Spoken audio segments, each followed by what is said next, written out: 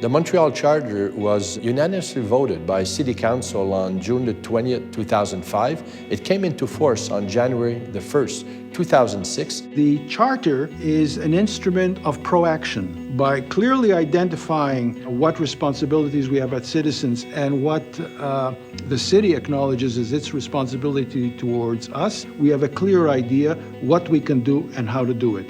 The Montreal Charter lays out the rights and responsibilities of the city and the citizen towards each other. In other words, it is a document based on shared values. The Montreal Charter is very unique. It gives citizens a brand new tool within which to be able to exercise their rights and responsibilities. The City of Montreal, in January 2002, announced that they were going to have an official summit. The whole question of a charter of citizen rights was raised. Immediately after the Summit of Montreal was over, a task force was established on municipal democracy. And after 2.5 years of very hard work, a complete project was visualized, and that was submitted to the City of Montreal and was adopted by City Council. The Montreal Charter is very innovative in the sense that it's the first municipal charter of its kind in North America. It's also innovative in the sense that the way it was developed, it's by the people, for the people. One of the good things about the Charter is that it encourages dialogue between the city and the citizens. At the heart of the Charter are the values that have been chosen by the people: respect of human dignity, openness, equality, inclusiveness, social justice, and peace. One of the rights that's extremely important to citizens is their right to participate in the democratic life of the city. And that means not just voting at election time, but also the right to be consulted and to be able to really make and have an influence over what happens on aspects that concern them. Montrealers must take an interest in the Charter because it defines what is their relationship towards the city government. So they become participants in what goes on around them, not in a passive way, but in an active way. I would recommend that people take an interest in the Charter because this is our city. We have an interest in how it's run. We have an interest in its appearance.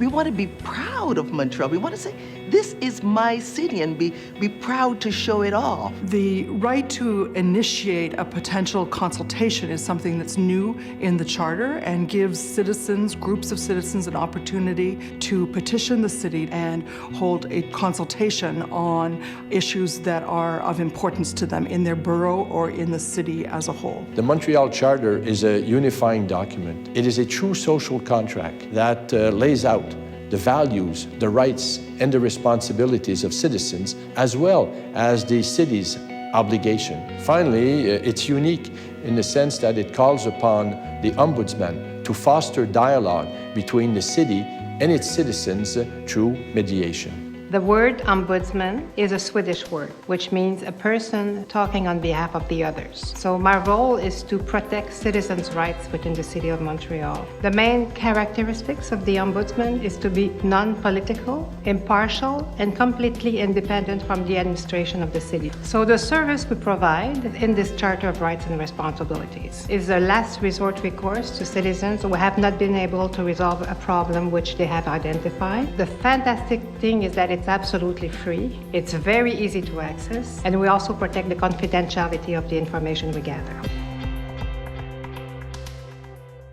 You have the right and indeed the responsibility to implicate yourself into the functioning of this city, into what we as Montrealers call our city. Every day, each one of us is affected in dozens and dozens of ways by aspects of city responsibilities that are covered in the Charter. The environment is certainly another of the core principles in the Charter. It covers areas such as the right to having good quality drinking water, On the other hand, our responsibility as citizens is to ensure that we don't waste that water, that we don't leave the tap running. Citizens under the Charter have responsibilities.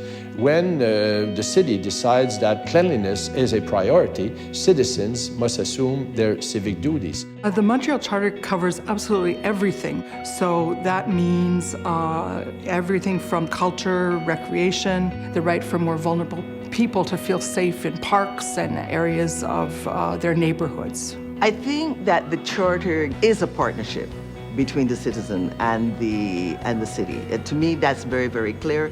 That's how we wrote it, that's how we intended it to be, and that's how we would like to see it used. I mean, and it's really the only way it can be used. It's the only way it's going to work.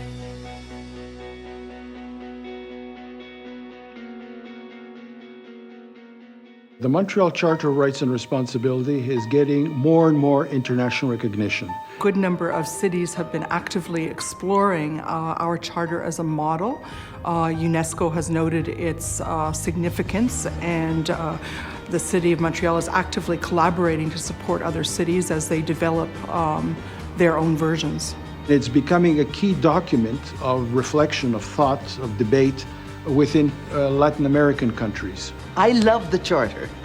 I think the charter is a great thing, and citizens need to use it, they need to read it. I think it's a wonderful document. The Montreal Charter is extremely important to all Montreal citizens because it spells out what our rights and responsibilities are with respect to city services. In Montreal, there is growing recognition that the Charter has helped define or redefine citizenship.